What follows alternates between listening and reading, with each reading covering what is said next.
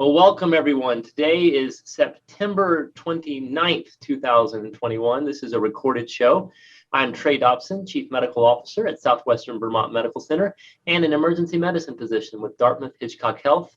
And this is Medical Matters Weekly, a show about the aspects of healthcare that matter to you most. My guest today is Rachel Rodney, who is a registered dietitian and an athlete. She has worked at SPMC for 16 years. Is that right, Rachel? Yeah. And she holds an undergraduate degree in, do I pronounce this right, dietetics? Yes. She's a registered dietitian, certified in sports dietetics, adult and pediatric weight management, and as a diabetes educator. We're going to get into all those aspects of her services. She's also worked for the Vermont Blueprint for Health for the past 10 years. She loves biking, running, swimming, and doing all of those at nearly the same time.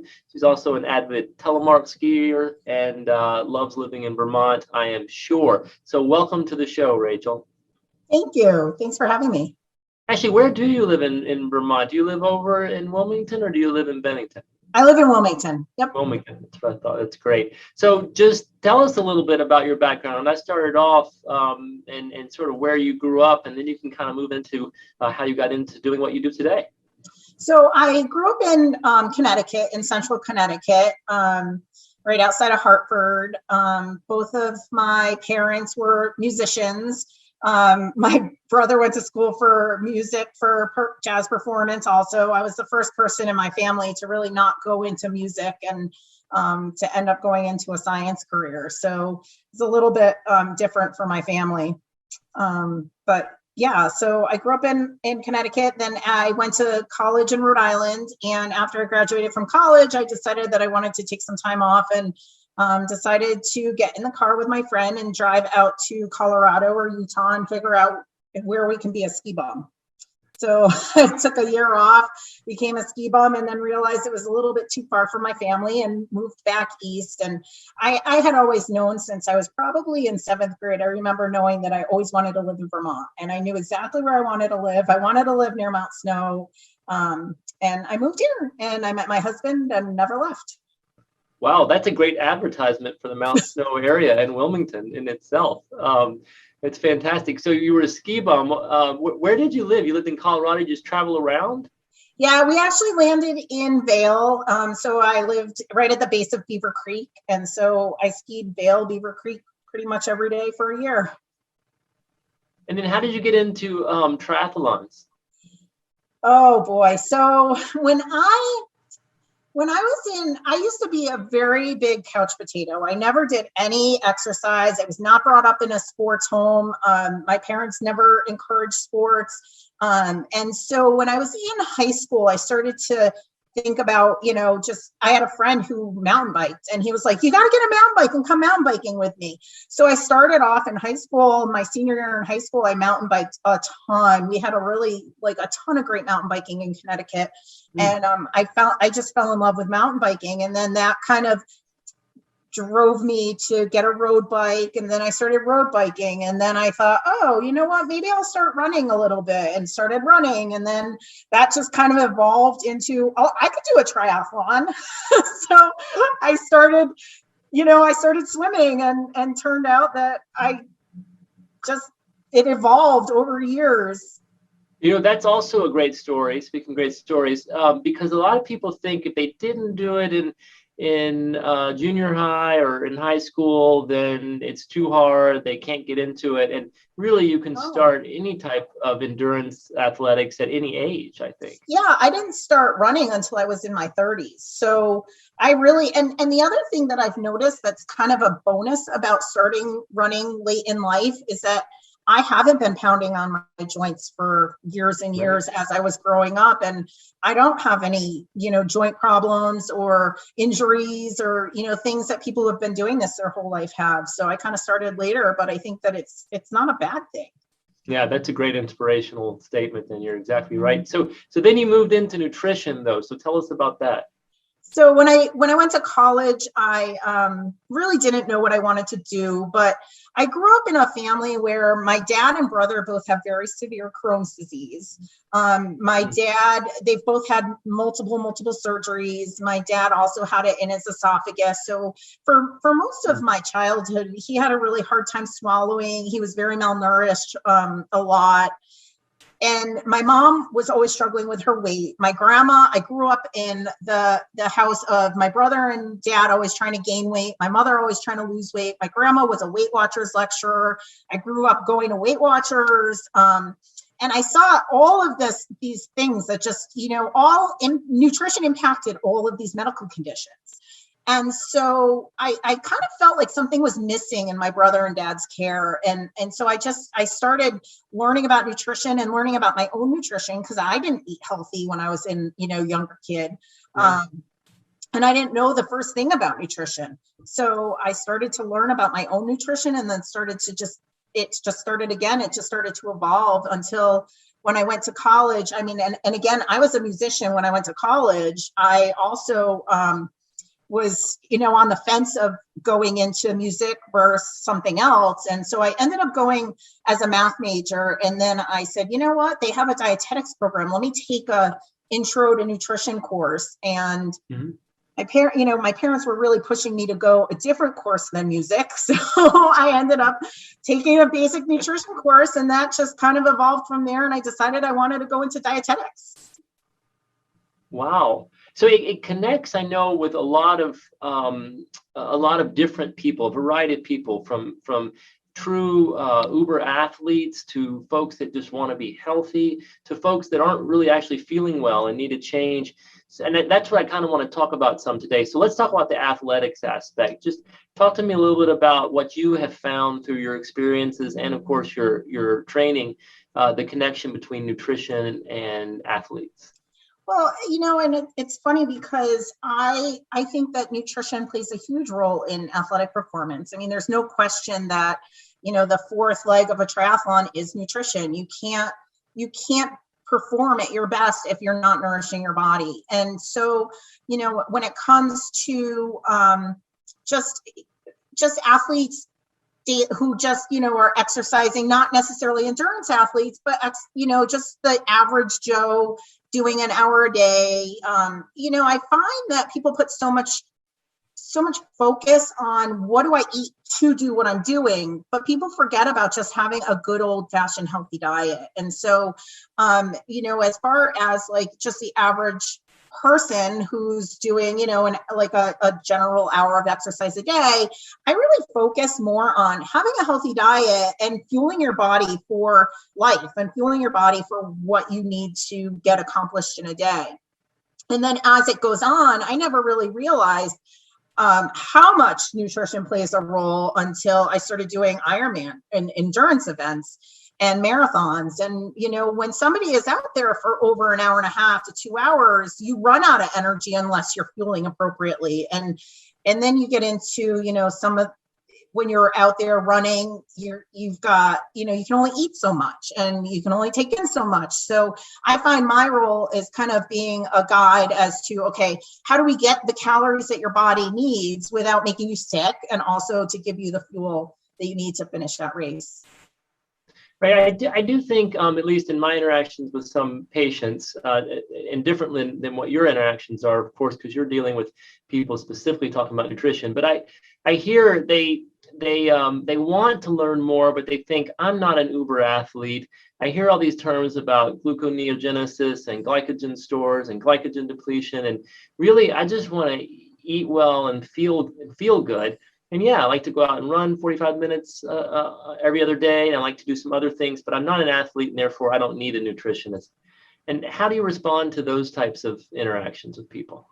Well, I think everybody can benefit from making changes to their diet. I mean, I think nobody has a perfect diet. There is no such thing as a perfect diet. And I think you have to work with, what's the right diet for you and what's the right thing to be eating. And, everybody has something to improve. And if there is something that, I can talk to somebody about their nutrition and see what they're eating on a regular day. And if there's something to improve, we can improve it. So what are some common reasons people do come to you then? I see people for everything. So it could be anything from weight loss, hypertension. It could be high cholesterol. It could be any myriad of medical reasons. GI issues are very, very common. IBS, IBD. That's kind of where a dietitian is trained, is in the medical realm. So we're trained to pretty much deal with any medical condition that can come up.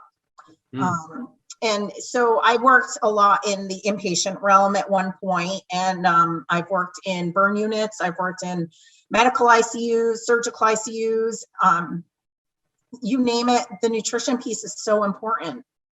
And so is that what separates a dietitian from other fields that maybe are focused on healthy people without medical conditions? Yeah, so the difference is a dietitian has an undergrad degree in the field of nutrition, and then you go on to do a 1-year internship. It's about a year, and then you are eligible to take the national exam to be a registered dietitian. Dietitians are generally trained more in the medical side of things than anybody else. Anybody can call themselves a nutritionist. It's not a legal, there's no legal definition of that, but you can't call yourself a registered dietitian. Got it. So that is a pretty big distinction. I mean, I think it's important that people know all that background and training, just like a doctor or any other part of healthcare undergoes. So when you see folks, for example, that present for weight loss, what do you find are the what are they struggling with typically, and then what benefits them the most? Because I know people in the audience are trying to get some free advice here before they actually call you. Well, I'll tell you a little bit of what sets me off from a typical nutritionist also is that I don't hand out diets. I'm not going to give you a diet. I'm not going to prescribe a diet. I'm not going to tell you what to eat. What we're going to do is we're going to work on your relationship with food, and we're going to figure out what is going on, and why if it's somebody coming to me for weight loss, why are you taking in more calories than your body needs, and where are those calories coming from? And a lot of times it's habits, it's behaviors, it's just habits that people have gotten into over the years, and it's extra calories that sometimes they don't even know that they're taking in. Right. And of course, some of it's so difficult, I'm sure, because it's environmental, it's the people you're with, the situation you're in, your work. And those are really hard to change, especially on your own. I just can't imagine people are that successful on their own without some type of dietitian and motivation. I find that that's a huge part of my job, is just helping to keep people motivated and understanding that what you see in the media is not real life.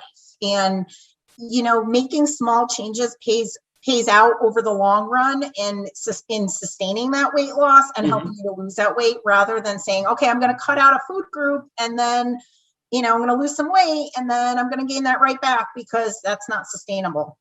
So a lot of what I do is just helping people make one change at a time in order to be able to maintain that over the rest of their life. And be the resource for the questions that they have. And I know this because I have many patients that have seen you or one of your colleagues, and they love having that resource because they've got Dr. Google, but it doesn't really work very well, especially because the questions are so specific to them and their situation, which is why you can tailor your recommendations.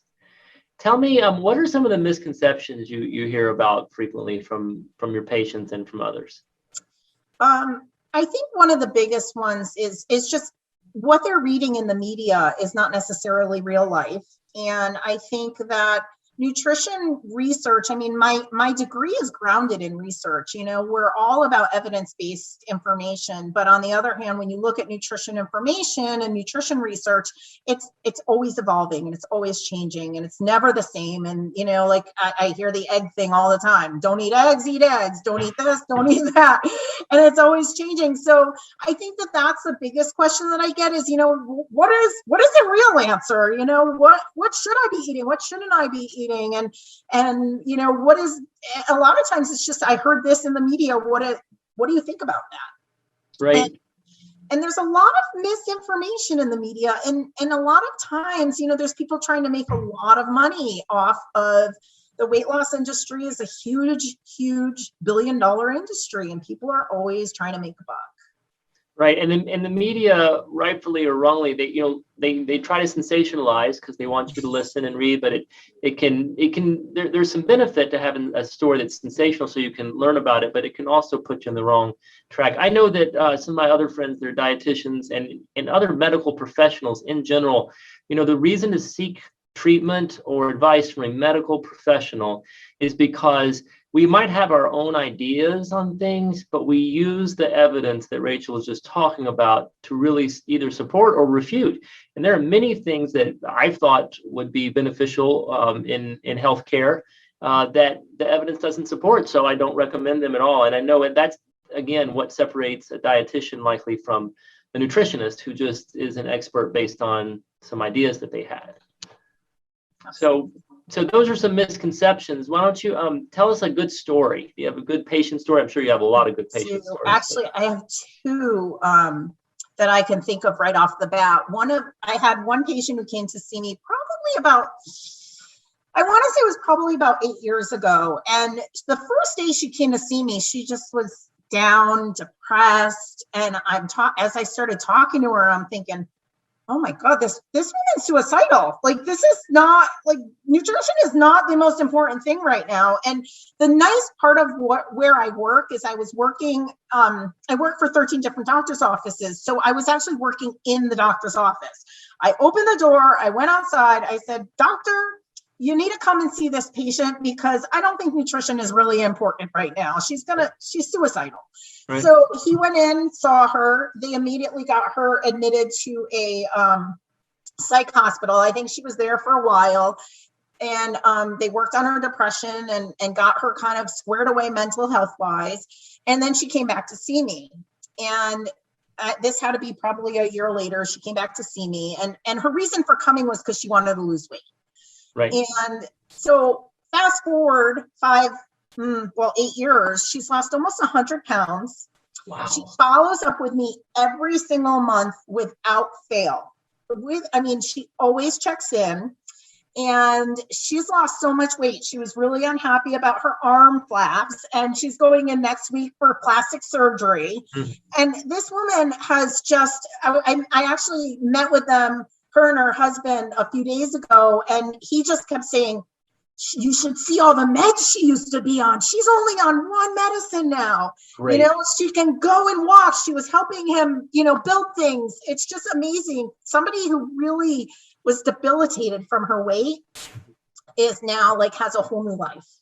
That's great. And you kind of touch on what she probably was experiencing, this depression, and it just shows the relationship between nutrition and your sense of well-being. And they can affect both, each other. One can be the primary and one can be the secondary. And so unfortunate that many people, rather than having a love relationship with nutrition and eating, they tend to have a hate relationship or a fear relationship. They and that's just a recipe for disaster, no pun intended there. But tell us about your second. You said you have two good ones. So I had another woman who I actually met 10 years ago when I was working at SBMC in the inpatient world. And she was a patient who was in a coma. And she was over 300 pounds. She had diabetes. She had thyroid disease, was not taking her thyroid meds, but nobody really knew what was going on. And so I actually met this woman not alive. She was definitely not with it. She got extubated. She was probably intubated for about a week. She was a very, very sick woman, and it was touch and go. And when she got extubated, they said, "You've got to see the dietitian, and you've got to get your diabetes under control, and you have to do this and you have to do that." Well, she was sent over to the nursing home behind the hospital, and we don't connect, we don't see the patients after they go to the nursing home because there's another dietitian there. For some reason, I think the dietitian was out. I don't know what happened, but they asked me to come over there and see her. So I went over, And I remember sitting on her bed talking to her just about eating healthy and just about her diabetes and just trying to get her to kind of make a few changes. And I didn't see her for a few years after that. A few years later, she comes back and she really wants to work on her diabetes. She wants to lose weight and get better and get healthy. And so to this day now, she's lost probably 100 pounds. She doesn't have, her diabetes is in perfect control now. This was a woman who was taking a ton of insulin, no insulin necessary. She eats better, and it turns out she lives around the corner from me. So she comes over my house and I help her cook recipes, and we come up with, I share recipes with her and we talk, we cook different things. And so it's just turned out like to this day, I still see her every other day. And I look at her and I'm like, it's just amazing how you can change your life like that. Boy, that is a great success story. So let's walk through this. Let's just say I'm a person, I'm interested in improving my nutrition because I do know I have a little bit of weight to lose, not 100 pounds, but I have a little bit of weight to lose. And also I'm just not feeling like I have the vigor I used to. And so how do I come see you or one of your colleagues? Am I referred by a physician, or how do I get there? Yeah, so I work for, it was the Vermont Blueprint for Health. And so this was a program that started about 16 years ago, and it's evolved that now it's run by SBMC. But what happens is the primary care providers are considered advanced primary care or medical homes. And so what they do is the payers started to basically reward the doctors for prevention. So they were paying kind of ahead of the time to prevent certain diseases and certain things from, keeping people out of the hospital and just keeping our patients healthier. So in that sense, what they did was they developed what's called a community health team. And the community health team includes me, a nurse case manager, a behavioral health specialist, and a social worker. And we're all embedded kind of in the offices. So I basically work for 13 different offices. And so I'm connected with 13 different primary care offices, which go from pediatric up to SBMC practices and independent practices. And so if the patient wants to come and see me, all they have to do is ask the front desk at one of the primary care offices and just say, can I make an appointment with Rachel? A lot of them actually just give them my cell phone, and the patients text me or call me and say, when can I talk to you? And I put them in my schedule, and it's simple because there's no billing. It's not a reimbursable service. It's not something that we charge them for because it's already included in prevention.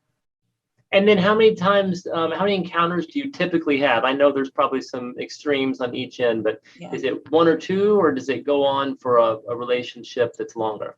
I would say that if it's somebody coming to me for weight loss, I would say I usually see them, a few times, like 3 or 4 times, until things are, going in the right direction and they've got a lot of changes and they know what changes they need to make, and until they feel that they're on the right path. And then usually the patients will say, you know what, I think I'm doing good. I'll call you when I need you. That's great. That's sort of like an episodic consultative type service, and can tailor it to where people are getting their benefit. Yeah. So what are your biggest challenges typically when you work with patients? I would say there's 2 things. The media is a big challenge because I think that we have a lot of misinformation out there. And I feel like sometimes I'm always, trying to right the wrong and explain why. Well, there might be this information, but it might not necessarily be the right thing for you, or, there's not a whole lot of evidence behind whatever this is saying. So I would say the media is a big problem. The other thing that I see way too often is that people don't know how to cook. Wow.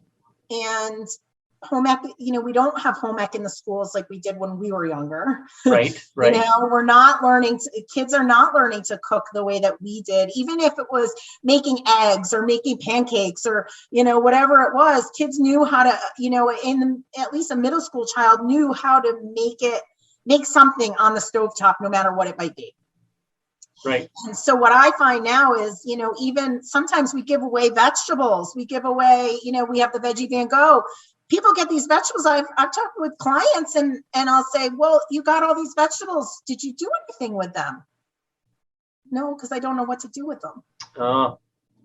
So I find that I think that cooking and also family meal times are something that really need to be more frequented.